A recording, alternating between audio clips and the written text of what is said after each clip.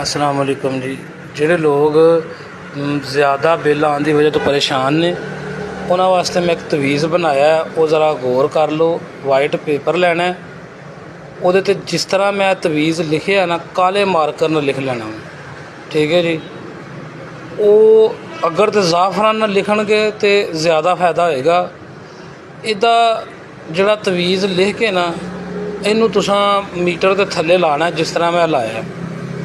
जिस दिन meter reader आएगा ना तुहाड़ियां 300 भी यूनिटां बलियां होणगियां, जिन्नियां भी यूनिटां बलियां होणगियां तुसां जनाब लिख देना। उन्होंने इंज ही लगेगा कि जनाब 200 तो थल्ले ही ने। वो तुहाड़ी मर्ज़ी का जिहड़ा ना बिल बनेगा तो यह तवीज़ लिख के ना उत्थे ला देना। इसदा असर तुसीं वेखियो तो इंशाअल्लाह दुआवां दिओगे।